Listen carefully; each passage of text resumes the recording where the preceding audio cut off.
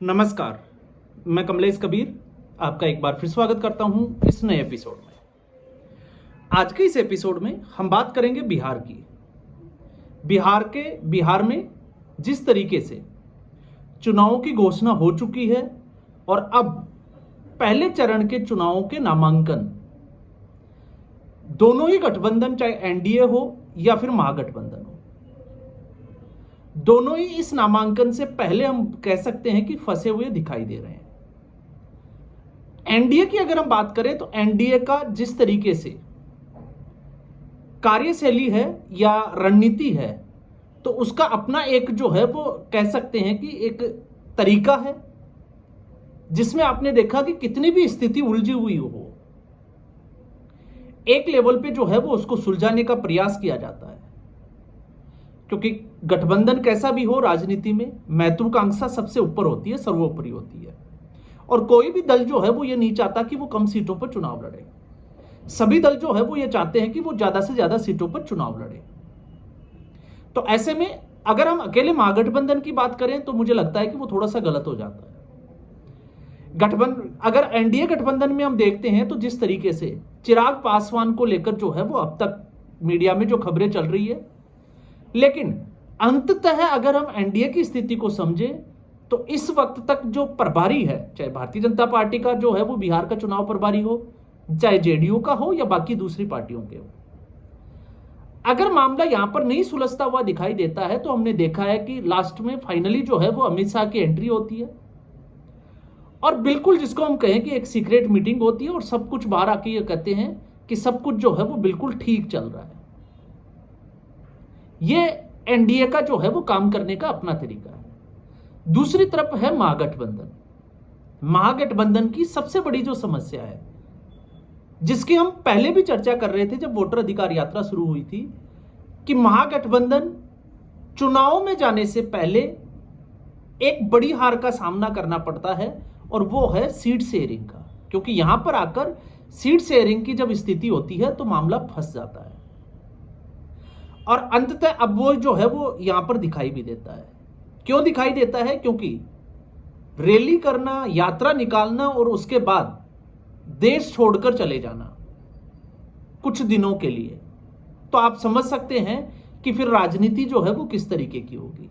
और मैं ऐसा क्यों कह रहा हूं? क्योंकि अभी भी सीट शेयरिंग के ऊपर कोई बात नहीं हुई। दूसरा, जब महागठबंधन या हम कहें कि आरजेडी और कांग्रेस पार्टी बिहार में वोटर अधिकार यात्रा निकाल रही थी, तो एक तरीके से इस महागठबंधन ने चुनावी बिगुल बजा दिया था कि अब हम जो है वो चुनाव में उतर गए हैं। तो पहले कन्हैया कुमार चुनाव में उतरे, प्लाइन रोको वाली एक यात्रा निकाली, लेकिन उसका फीडबैक क्या हुआ? क्योंकि एक नैरेटिव जो तैयार किया जाता है उसके ऊपर डेली जो है वो बात होती है। तो प्लाइन रोको पर आपने इसका फीडबैक अगर लिया है तो आप देखिए कि कितने लोगों ने जो है वो इसकी बात की। उसके बाद प्लाइन रोको यात्रा हुई और सब भूल गए। ठीक ऐसी वोटर अधिकार यात्रा कांग्रेस पार्टी ने बड़ी ही चालाकी से आरजेडी को कमजोर करने के लिए या मुकाबले को 2029 का बनाने के लिए राहुल गांधी को लॉन्च कर दिया। राहुल गांधी ने तेजस्वी यादव से बिहार के जो मूल मुद्दे थे उनसे हटाकर इसको केंद्र के जो मुद्दे थे वहां पर शिफ्ट कर दिया। अब आप समझ सकते हैं क्यों किया होगा। लेकिन जब वोटर अधिकार यात्रा खत्म हुई उसके बाद में क्या किसी कांग्रेस पार्टी के बड़े नेता ने बिहार में उसका फीडबैक लिया या कोई उसी तरीके की कोई रैली की अब तक चुनावी? तो वो आपको जो है वो सुनने को नहीं मिलेगी। मतलब वोटर अधिकार का जो मामला था वो भी अब साइड हो गया। अब बात आते हैं, क्योंकि जब कोई मुद्दा बनता है तो वो लंबा चलना चाहिए, वो जनता तक जो है वो उतरना चाहिए। और जब तक जनता तक वो उतर नहीं जाए, ग्राउंड लेवल पे नहीं आ जाए, तब तक उस पार्टी को उतनी ही मेहनत करनी पड़ती है। लेकिन यहां पर महागठबंधन में वो दिखाई नहीं देता, बल्कि इसके उलट आज चर्चा का विषय यह बना हुआ है कि महागठबंधन ना तो मुख्यमंत्री का चेहरा फाइनल कर पा रहा है और ना ही जो है वो सीट शेयरिंग का फॉर्मूला अभी फाइनल होता हुआ दिखाई दे रहा है। और अभी अगर आप देखें तो खबर यह है कि कांग्रेस पार्टी ने 25 सीटों के ऊपर कल तक खबर थी कि अपने उम्मीदवार जो है वो फाइनल कर दिए, जबकि अब खबर यह है कि 13 उम्मीदवारों की तो एक फाइनल लिस्ट तैयार कर ली, जबकि सीट शेयरिंग पे अभी कोई बातचीत नहीं हुई। अभी फाइनल ही नहीं हुआ कि चुनाव कहां से लड़ना है। और उसके उलट 5 सीटों के ऊपर तो अभी जो है वो दोनों में, आरजेडी हो चाहे कांग्रेस पार्टी हो, दोनों में बिल्कुल एक दूसरे के खिलाफ रणनीति बनाई जा रही है, या मैं कह सकता हूं कि एक खींचतान बनी हुई है। और ये 5 सीटें हैं बायसी, बहादुरगंज, रानीगंज, कहलगांव और सहरसा। अब ये 5 सीटें क्यों जरूरी है, आप ये भी थोड़ा सा आपको समझना चाहिए, क्योंकि अगर 2020 के विधानसभा चुनाव को हम देखते हैं तो 2020 में आरजेडी ने रानीगंज, सहरसा और बायसी, इन 3 सीटों पर आरजेडी की कैंडिडेट थे, और बाकी कहलगांव और बहादुरगंज, इन दोनों सीटों के ऊपर कांग्रेस पार्टी के उम्मीदवार थे। और पांचों की पांचों सीटों में इस गठबंधन की हार हुई थी। आरजेडी भी अपने 3 सीटें हार गई थी और कांग्रेस पार्टी अपनी 2 सीटें हार गई थी, जिसमें से 3 सीट जेडीयू के पास गई थी और 2 सीट जो है वो एआईएमआईएम जो है वो जीतने में कामयाब हुई थी। हाँ, ये अलग बात है कि जिन 2 सीटों के ऊपर एआईएमआईएम जीती थी, वो दोनों सीटें बाद में जो है वो आरजेडी के पाले में चली गई, क्योंकि प्रत्याशियों ने एआईएम छोड़कर जो है वो आरजेडी ज्वाइन कर ली थी।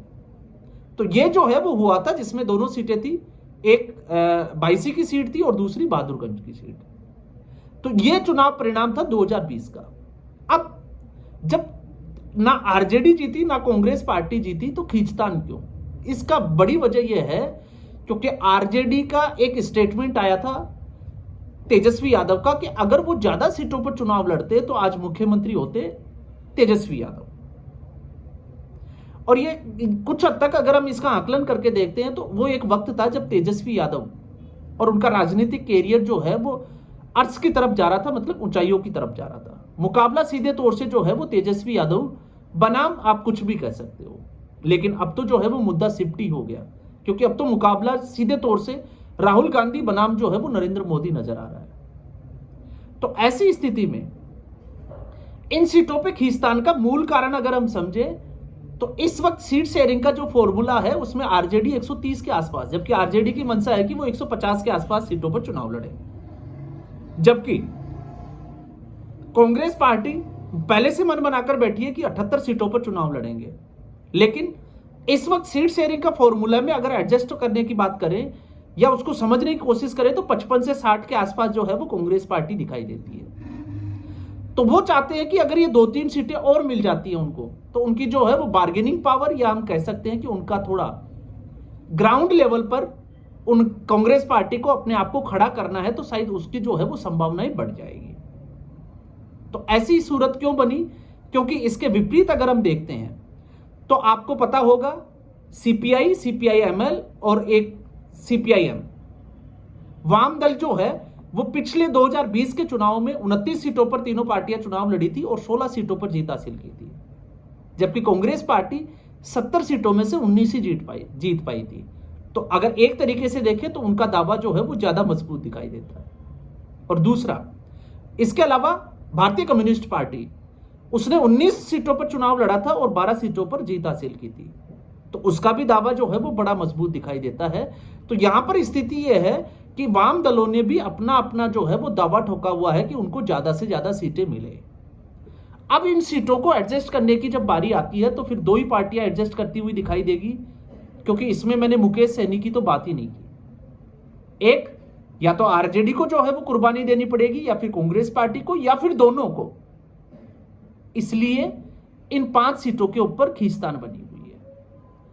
अब सीट शेयरिंग पे आपको पता चली गया कि क्या चल रहा है, तो अब हम आ जाते हैं सीएम के फेस पे, जहां एक तरफ आरजेडी और वाम दलों ने सीधे तौर पर तेजस्वी यादव को मुख्यमंत्री का चेहरा मान लिया, लेकिन कांग्रेस पार्टी अभी तक, क्योंकि कृष्णा अल्लूवरू का अगर आप स्टेटमेंट देखोगे तो गोल मटोल जवाब दिए जा रहे हैं, तो आखिर तेजस्वी यादव, सबको पता है अगर महागठबंधन जीतता है, जीतेगा नहीं जीतेगा हम लगातार जो है वो इसका आकलन करेंगे भी, कर भी रहे हैं, लेकिन अगर जीत जाता है तो सबको पता है कि मुख्यमंत्री आरजेडी का ही होगा। डिप्टी सीएम जो है वो 2 से ज्यादा हो सकते हैं, जैसे कि संभावना है कि 3 हो सकते हैं, जिसमें एक कांग्रेस पार्टी का हो सकता है, एक मुकेश सहनी हो सकता है, एक आरजेडी का भी हो सकता है। तो फिर कांग्रेस पार्टी तेजस्वी यादव का नाम लेने से घबरा क्यों रही है? तो अगर आप इसका आकलन करोगे तो वो घबरा इसलिए रही है क्योंकि अगर कांग्रेस पार्टी सीधे तौर पर ऐलान कर देती है तेजस्वी यादव का, तो एंटी यादव वोट जो एक उम्मीद है कांग्रेस पार्टी को कि उसके साथ आ जाएंगे, वो भारतीय जनता पार्टी की तरफ शिफ्ट होने का डर है। दूसरा, फिर भारतीय जनता पार्टी जिसमें ओबीसी ये एक बड़ा वर्ग है, तो वो ओबीसी का जो वर्ग है अगर एंटी यादव हो जाता है मामला, तो एक तरीके से आप समझ सकते हैं कि वो भी जो है वो भारतीय जनता पार्टी या एनडीए की तरफ जाने की पूरी संभावना है। इसको इनकार नहीं किया जा सकता। इसलिए कांग्रेस पार्टी चाहती है कि इसको जो है वो यादव और एंटी यादव ना करके मुख्यमंत्री का जो चेहरा है उसके ऊपर चुप्पी साधे रखे। जैसे कि एक हवाला दिया जाता है, क्योंकि आपने देखा होगा हरियाणा का विधानसभा चुनाव, हरियाणा के विधानसभा चुनाव में कांग्रेस पार्टी ने पूरी अथॉरिटी, हम कहें कि कमांड जो है वो भूपेंद्र हुड्डा को दे दी। तो भूपेंद्र हुड्डा के नेतृत्व में चुनाव लड़ा गया और आप उसका खामियाजा देखिए। कांग्रेस पार्टी में क्या हुआ, जो नॉन जाट वोटर्स थे, गैर जाट जो वोटर्स थे, जिसमें दलित भी एक बहुत बड़ा वोट बैंक था और दलितों का सबसे बड़ा नेता कांग्रेस पार्टी के पास था कुमारी सैलजा के रूप में। लेकिन हुआ क्या, वोट बैंक जो सारा वोटर जो है वो भारतीय जनता पार्टी की तरफ शिफ्ट हो गया और उसका नुकसान कांग्रेस पार्टी को उठाना पड़ा। तो कांग्रेस पार्टी एक तरीके से स्थिति यह है कि दूध का जला हुआ छाछ को भी फूंक फूंक पर पीता है, बस वही स्थिति कांग्रेस पार्टी की बिहार में है। तो कांग्रेस पार्टी इन दो बड़ी वजह से, और अगर सीएम का चेहरा यादव होगा तो मामला जो है वो जो भी एंटी यादव या गैर यादव जो जातियां हैं डेफिनेटली जो है वो टूटेगी, क्योंकि इसके बहुत बड़े कारण है। उत्तर प्रदेश और बिहार में जिस तरीके से जंगल राज की बात की जाती है, जिस तरीके से गुंडई की बात की जाती है, तो ऐसी स्थिति में फिर कांग्रेस पार्टी का वही हाल होगा जो 2020 में हुआ था।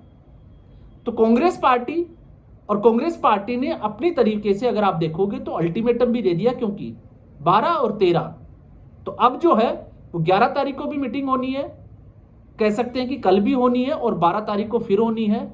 तो 12 तारीख को अगर राजद जो है वो अपने आरजेडी सीट शेयरिंग के फॉर्मूले पर काम करने में कामयाब नहीं होती है, तो कांग्रेस का अल्टीमेटम है कि वो जो सीटों के ऊपर उनका दावा है उनके ऊपर अपने प्रत्याशी, उनके नाम जो है वो फाइनल कर देंगे। जबकि उलट स्थिति में अगर आप देखते हो तो आरजेडी खुद जो है वो 55 सीटों पर अपने कैंडिडेट अनाउंस कर चुकी है, जिसमें एक वो सीट भी है जिसकी हम बात कर रहे थे, जिन 5 सीटों की जो बात फंसी हुई थी उसमें, और वो है कहलगांव की सीट। कहलगांव की सीट पर झारखंड के मंत्री संजय यादव के बेटे, उनकी उम्मीदवारी का जो है वो ऐलान आरजेडी कर चुकी है और चुनावी बिगुल भी जो है वो चुनावों की जो रैलियां है वो चुनावों की शुरुआत आरजेडी ने इसी कहलगांव से किया है। तो इससे भी जो है वो खबर यह है अंदरूनी रूप से कि कांग्रेस पार्टी नाराज दिखाई दे रही है। तो यह है अब तक का महागठबंधन की स्थिति, महागठबंधन का हाल। तो इस एपिसोड में फिलहाल इतना ही। उम्मीद करूंगा वीडियो एपिसोड आपको पसंद आया होगा। वीडियो को लाइक करें, शेयर करें, चैनल जरूर सब्सक्राइब करें। धन्यवाद।